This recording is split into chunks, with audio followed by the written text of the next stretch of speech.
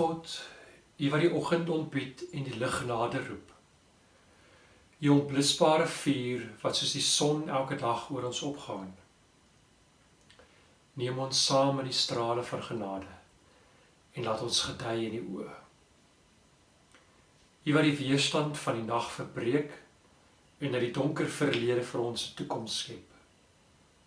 Gee ons vandag meer van die lig. Amen.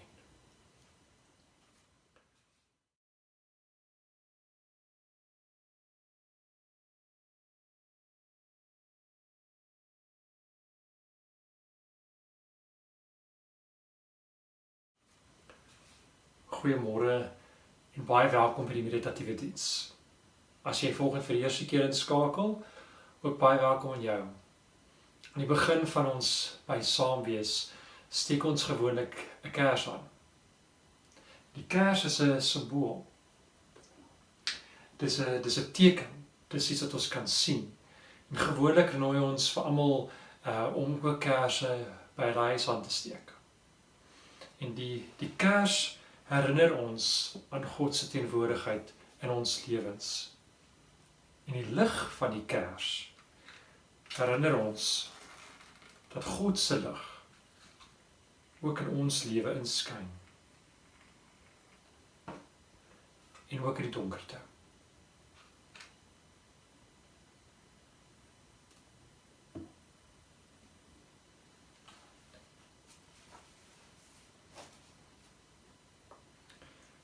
Ons gaan 'n bietjie later 'n teks saam lees en nagmaal gebruik en 'n musiek luister. Maar voor ek dit gaan doen, is daar 'n paar goed in ons gemeenskap wat gebeur en ek wil julle graag daarvan vertel. Eerstens wil ons vir julle terugvoering gee oor hoe ons gaan saam wees die volgende paar weke. Die kerkraad het hierdie week saamgesit en saamgedink oor maniere hoe ons moontlik in die toekoms dienste kan oopstel en hoe hierdie dienste kan veilig wees vir almal wat dit graag sou wou bywoon. En ons is besig om saam te dink oor die regulasies en al die mense wat betrokke sal wees by hierdie proses. En vir nou gaan ons aan met ons aanlyn dienste, maar ons dink wel daaraan om in die toekoms 'n diens oop te stel. Ons dink dit saam oor hoe ons dit veilig kan hou vir almal en ons gaan vir julle terugvoering gee sodra ons 'n bietjie meer konkrete datums het. Ons wil ook vertel van Projek Samaritaan. So 'n tydjie gelede geloods, dit is 'n aanlyn netwerk, 'n aanlyn diens vir mense wat wil deel wees van 'n netwerk waar jy jou dienste beskikbaar stel, waar jy jou finansies beskikbaar stel, waar jy ondersteuning bied vir mense in nood, waar jy uit die aard van die saak goeie bure kan wees vir mekaar. Dis ook 'n aanlyn diens vir enigiemand wat hulp nodig het. Met kosvoorsiening, hulpverlening wat versorging nodig het, ondersteuning, finansies, selfs hulp met jou kinders en hulle onderwys. En jy is welkom om op die aanlyn skakel te gaan en inligting daarvoor te gaan kry. Katekese is weer volstoom in die gang en Brenda en Hanno het baie wonderlike materiaal beskikbaar gestel op die webwerf wat jy saam met jou kinders kan doen, video's wat jou kinders alleen kan kyk, net soos wat jy gemaklik is daarmee en jy kan alles gaan kry op ons webblad en dit daar gaan aflaai. Ons wil ook vir julle baie dankie sê vir die finansiële ondersteuning wat julle afgelope tyd vir ons gegee het. Ons waardeer dit geweldig. Ons is ook bewus daarvan dat daar sommige mense is wat ongemaklik voel met aanlyn bankdienste en met die scan fasiliteite. En daarom stel ons ook die fasiliteit beskikbaar vir mense wat hulle kollektes in koevertjies by die kerkkantoor in 'n posbus kan gaan aflaai. Dit is veilig, jy is baie welkom om dit deur die loop van die week te doen. Voor ons die teks oggend gaan lees, gaan ons vir mekaar die geleentheid gee om wat ook al jy op jou hart dra, dit wat in jou gedagtes is, dit wat jy volgende voel of nie voel nie, dit wat jy miskien swaar met jou saamdra, of dit wat jy selfs oor opgewonde is, om dit na God toe te bring, om jou gebed vanoggend te bid. Die antieke mense het geglo dat gebed is wanneer die stilte tussen ons en God onderbreek word. En vir die volgende rukkie gaan ons mekaar die geleentheid gee om dit te doen. Om jou gebed te bid. Om dit vir God te bring. Ek wil graag vir julle 'n gebed lees van Koos van der Merwe. En daarna gaan ons vir 'n paar oomblikke so in stilte saam sit, waar jy die kans het om jou die gebed aan te bid.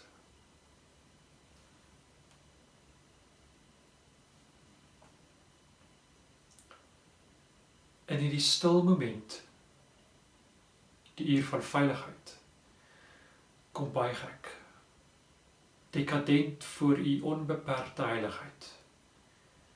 Vergeef my stomme huiwering, ek vra u Gees se suiwering. In hierdie een kant kom, die soek na vastigheid, is al my slimheid dom, voor die skepende almagtigheid. Ek buig in my geskapenheid, voor die maker van die erdekruik. Kom waai o Gees oor hierdie stof, kom praat hier diep in my. Verander klag en maak dit lof, bevry my van my slawerny.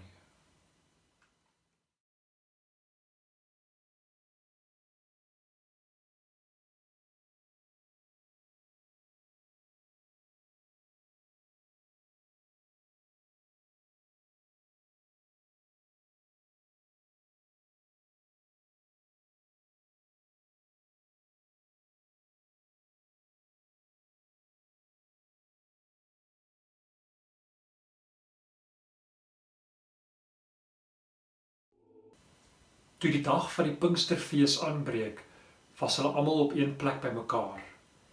En skielik was daar 'n geluid uit die hemel, soos van 'n geweldige stormwind, en dit het die hele vertrek gevul waar hulle gesit het. Hulle het iets soos vuur gesien, wat in tonge verdeel en op elkeen van hulle gekom het. Almal is met die Heilige Gees vervul, en hulle het in ander tale begin praat, soos die Heilige Gees dit aan hulle gegee het, om onder sy leiding te doen. En daar het godsdienstige Jode uit al die nasies onder die son in Jerusalem gewoon. Toe die mense die geluid hoor, het 'n groot skare saamgedrom. En omdat elkeen gehoor het hoe daar in sy eie taal gepraat word, het hulle nie geweet hoe hulle dit het nie. Verras en verbaas sê hulle toe: "Die mense wat daar praat, is tog almal Galileërs. Hoe hoor elkeen van ons dan sy eie moedertaal?" Gelowiges van oor die hele wêreld het hierdie week saam gereflekteer oor die betekenis van Pinkster en wat dit beteken vir die kerk in hierdie nuwe wêreld, in hierdie nuwe realiteit. Daar's 'n Amerikaanse teoloog, David Thomas, wat 'n stuk geskryf het oor hierdie teksvers wat ons volgens gelees het. En sy skryf haar gedagtes neer oor wat sy dink die betekenis van Pinkster is en wat 'n boodskap dit vir die kerk het. Sy skryf en sê: "The story Luke describes is a fantastical one, full of details that challenge the imagination. But at its heart, the Pentecost story is not about spectacle and drama. It's about the Holy Spirit showing up and transforming ordinary, imperfect, frightened people into the body of Christ. It's about God disrupting and disorientating our humdrum ways of engaging the sacred, so that something new and holy can be born within and among us. It's about the Spirit carrying us out of suspicion, tribalism and fear into a radical new way of engaging God and our neighbor." God se Gees bring 'n nuwe manier van lewe.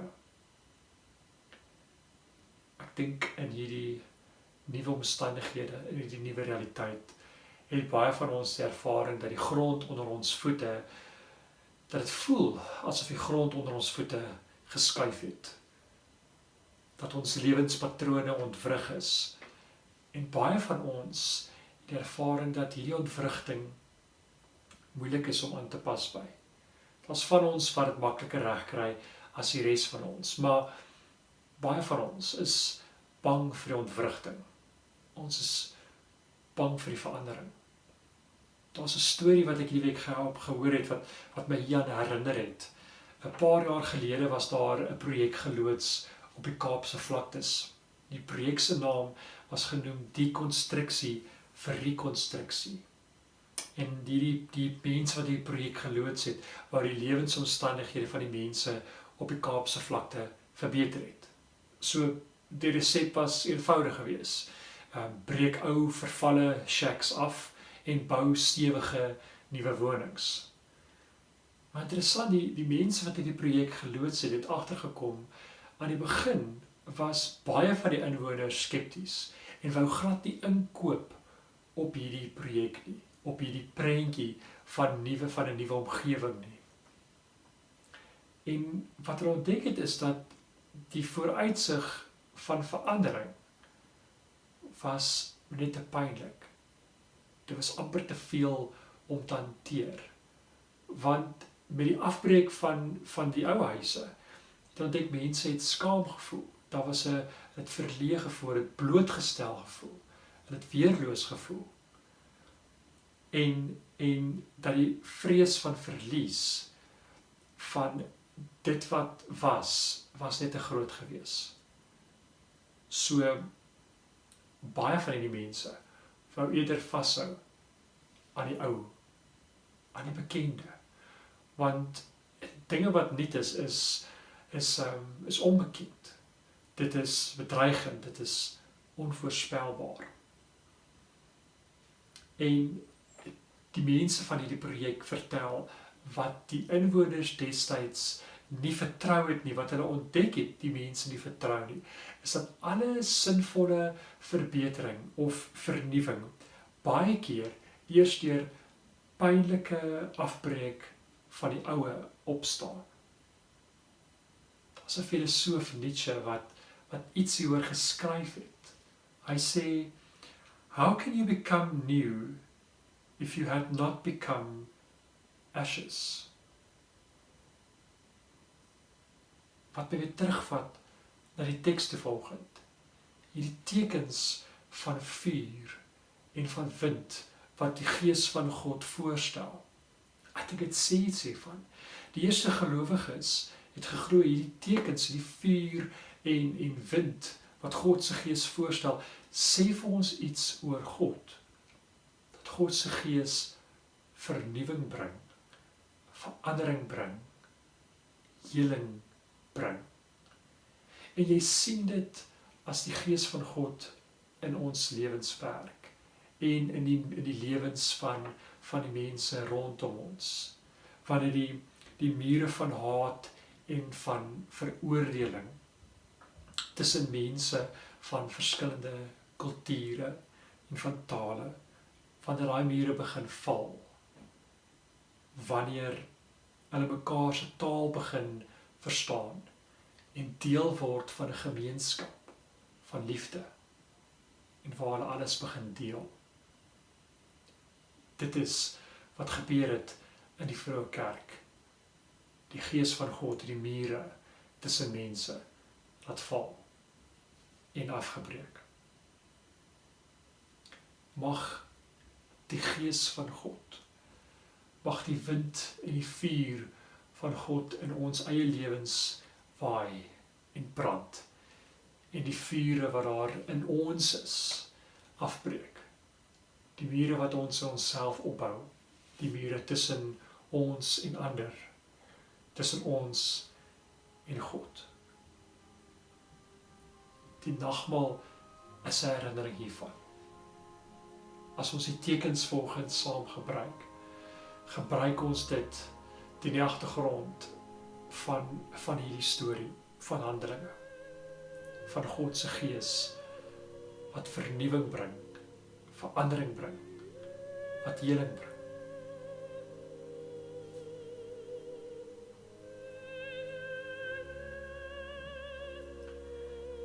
Die brood wat ons volgend gaan eet, en die wyn of die sap wat ons gaan drink, herinner ons hieraan. herinner ons aan God wat ons uitnooi na hierdie lewe toe. Wat ons uitnooi om onsself oop te stel vir die werking van die Gees in ons lewe. Wat mure afbreek. Wat ons dieper laat luister na mekaar. Wat ons die taal hoor van ander. Wat ons nader bring aan onsself, aan ander mense en aan God. Ons gaan vir die volgende paar oomblikke luister na musiek en terwyl die musiek speel, wil ek jou uitnooi om die tekens van die nagmaal te gebruik. Laat dit vir jou 'n herinnering wees van die uitnodiging van God. Deel te word van die liggaam van Jesus.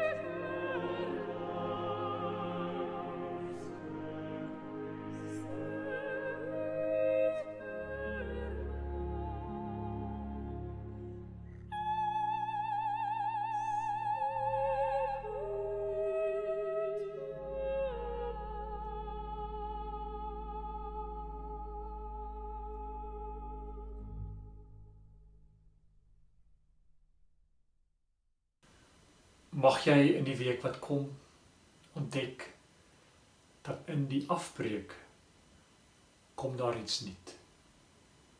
Mag jy jouself oopmaak vir die Gees van God wat nuwe lewe bring, verandering en heling. Ek wil graag vir julle 'n gedig lees van Christina de Carlo wat iets hieroor geskryf het. En dalk is dit 'n gedagte wat jy saam met jou in die week wil inneem. Every scar has a story. What will mine tell? What will come of this when I'm better, when I'm well? I want my scar to tell of how I've overcome, of how I made it through, of where I have come from. I want my scar to whisper about the pain I faced, about this very hard time, about the marathon I raced. But mostly I want my scar to speak of something greater. I want it to shout about my living Creator. Let my scar be evidence that there is a loving Lord who fought my scary battles and on whose wings I soared. Let my scar proclaim that all things work for good, that by myself I couldn't, but with my God I could. Let them take a look, let them peek and see. My scar shows God is great. It points to Him, not me.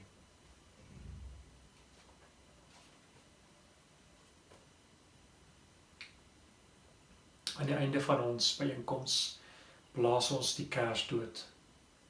Ons blaas dit dood nie as mense wat glo dat die duisternis oorwin het nie.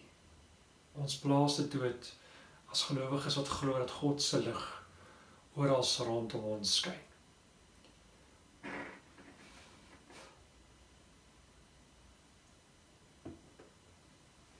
Mag dit vir jou mooi en 'n goeie week wees. Totsiens.